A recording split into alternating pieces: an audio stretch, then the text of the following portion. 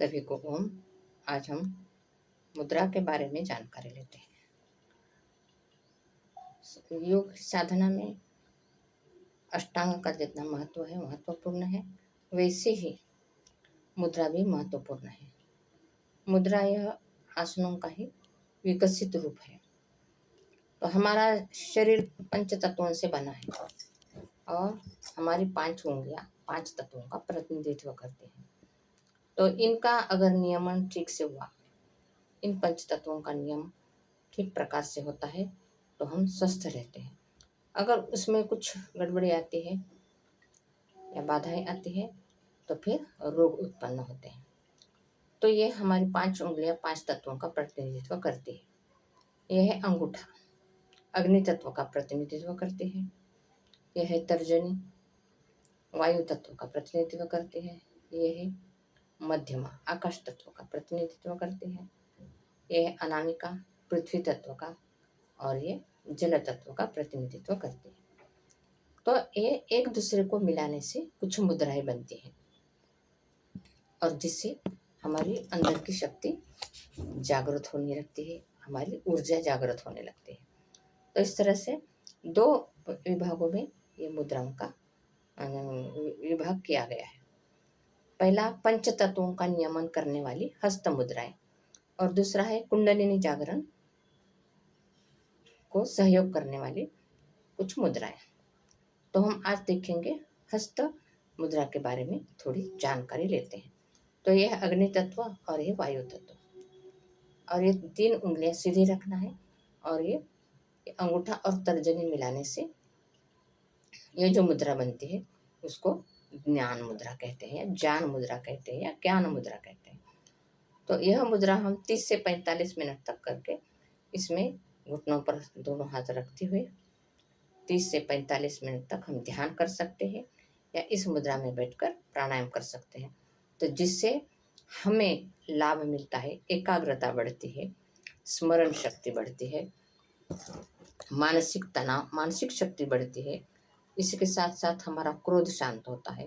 और अगर अनिद्रा की समस्या है, रात में नींद नहीं आती है, तो अगर इस मुद्रा में बैठते हो तो आपको नींद भी आने लगती है, अनिद्रा की बीमारी भी दूर हो जाती है।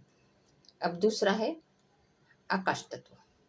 तो ये हो गए मध्यमा और अंगूठा को मिलाने से ये आकाश मुद्रा बनती है। इस मुद्रा में भी 30 मिनट बैठकर आप प्राणायाम कर सकते हो या फिर ऐसे ही ध्यान लगाकर बैठ सकते हो। तो इससे हमारे कानों की सुनने की शक्ति बढ़ती है। उसी के साथ साथ उच्च रक्तचाप अगर है तो उसमें भी हमें लाभ मिलता है। अब तीसरी उंगली है, ये पृथ्वी तत्व का प्रतिनिधित्व करती है।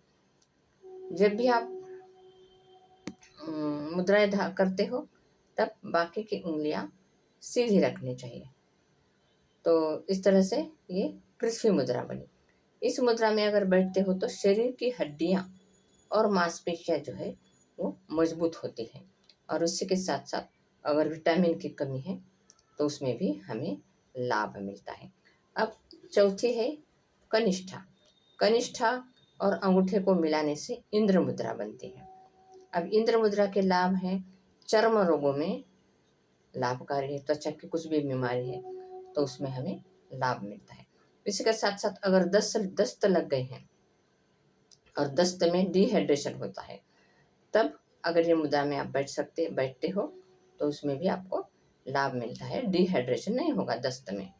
उसी के साथ साथ बार बार अगर लघु शंका को जाने की इच्छा होती है, बार बार जाना पड़ता है, तो अगर इस मुद्रा में आप बैठते हो तो उसमें आपको लाभ मिलता है। तो ये हो गई 5 उंगलियों की कुछ मुद्राएं। अब आगे देखते हैं ये ध्यान मुद्रा। इसी को नीचे अंगूठे को लगाते हैं और ऊपर से इस तरह से अंगूठा दबाते हुए 3 उंगलियां सीधे रखते हैं। तो ये हो गई वायु मुद्रा।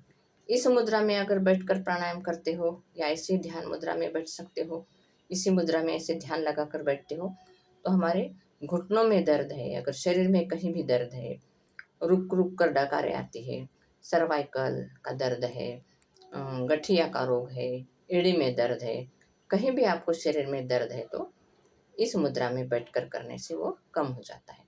इसी के साथ साथ अगर हृदय में आपको पीड़ा है तो उसमें भी आपको लाभ मिलेगा। अब अगली है, ये थी आकाश मुद्रा थी। अब इसी को अंगूठे के नीचे लगाना है और ऊपर से दबाना है अंगूठे से, तो ये हो जाती है शून्य मुद्रा। इस शून्य मुद्रा में बैठने से शरीर में कहीं भी सुन्नपन आ गया है तो वो कम हो जाता है। कानों में बहरापन है, कान बहता है, कानों में मैल जमा हो गया है, तो इसमें ये मुद्रा लाभ करती है। उसी के साथ कान में साए साए की आवाज़ आती है, तो ये सब कानों की जो भी बीमारियां हैं उसमें आपको लाभ मिलेगा। अभी है अनामिका, ये हमने पृथ्वी मुद्रा बनाई थी। अब इसी को इस तरह से नीचे दबाते हो तो ये बनती है सूर्य मुद्रा। अब इस मुद्रा में अगर आप बैठते हो 30 से 45 मिनट, इसको 15-15 मिनट बैठना है, दिन में 3 बार बैठ सकते हो। अगर इस मुद्रा में बैठते हो सूर्य मुद्रा में, तो सूर्य गर्मी का प्रतीक है ना, उष्णता का प्रतीक है। अगर इस मुद्रा में बैठते हो तो सर्दी जुकाम जैसी बीमारी आपको दूर हो जाएगी, मोटापा कम हो जाएगा। अगर वजन बढ़ाना है तो वजन भी इससे बढ़ जाता है। इसी के साथ साथ मधुमेह है, कोलेस्ट्रॉल बढ़ गया है या फिर यूरिया बढ़ रहा है, तो इन सब में ये मुद्रा लाभ करती है। उसी के साथ साथ नेत्र की ज्योति भी बढ़ती है। मोतियाबिंद अगर हो गया है आँखों में तो उसमें भी आपको लाभ मिलता है। उसके बाद ये चौथी, कनिष्ठा उंगली और अंगूठा दबाने से हमने हमने देखा ये इंद्र मुद्रा बनती है। तो इसी को अंगूठे के नीचे लगाकर ऊपर से इस तरह से दबाना, तो ये हो गई वरुण मुद्रा या फिर जलोदर नाशक मुद्रा इसको कहते हैं। अब इसमें बैठने से शरीर में कहीं भी सूजन है तो वो कम करती है। इसी के साथ साथ पेट में अगर पानी भरा हुआ है, जैसे जलोदर जैसी बीमारियां हो जाती हैं, तो ऐसे में ये लाभ करती है। इसी के साथ साथ साइनस में भी ये लाभ करती है। और जैसे हाथी का रोग बोलते हैं ना, जैसे पाँव बड़े बड़े हाथी के जैसे पाँव हो जाते हैं, तो हाथी पाँव की बीमारी है तो उसमें भी ये मुद्रा लाभ करती है। तो इस तरह से हमने आज 8 मुद्राओं का अभ्यास किया। अगर इस मुद्रा में आप प्राणायाम करते हो तो इसका हमारे शरीर में जो पंच तत्व है उनका समन्वय ठीक से होने होता है, और फिर हमारी जो आंतरिक ग्रंथियां है, हमारे आंतरिक अवयव है, उनके उन क्रियाओं का नियमित रूप से उनकी क्रिया कार्य करने लगती है, और हमारे अंदर जो सुप्त शक्तियां हैं उसको ये मुद्राएं हमें जागृत करती है। अब इस हंस मुद्रा का परिणाम, जैसे ही आप मुद्रा धारण करते हो वैसे ही इसका परिणाम शुरू हो जाता है। अब जब जिन हाथों से आप समझो दाहिने हाथ से मुद्रा की, तो दाहिने हाथ से मुद्रा करते हो तो शरीर के विरुद्ध दिशा में उसका लाभ मिलता है, उसका परिणाम विरुद्ध दिशा में होता है। तो इस तरह से ये मुद्रा आप कभी भी कर सकते हो, चलते चलते कर सकते हो, उठते बैठते कर सकते हो, या खड़े खड़े भी कर सकते हो। लेकिन अगर आप वज्रासन में बैठते हो, सिद्धासन में बैठते हो, पद्मासन में बैठते हो या सुखासन में, ऐसे किसी भी एक आसन में अगर बैठकर करते हो तो इसका लाभ आपको ज़्यादा मिलता है। तो ये मुद्राएं 10 मिनट से लेकर 30 से 45 मिनट तक आप प्रतिदिन अगर करते हो तो आपको पूरा लाभ मिलेगा। जब आप ये मुद्रा धारण करते हो तब जब जिस उंगली का काम नहीं रहता, अब ये हमने दोनों को मिलाया है, अब इन तीनों का काम नहीं है, जब तब ये तीनों उंगलियां ऐसी सीधी रखनी चाहिए कौन सी भी मुद्रा बनाते समय। तो इस तरह से आज हमने 8 मुद्राओं का अभ्यास किया, और अपने शरीर को इस तरह जागृत करिए और खुद को स्वस्थ रखिए।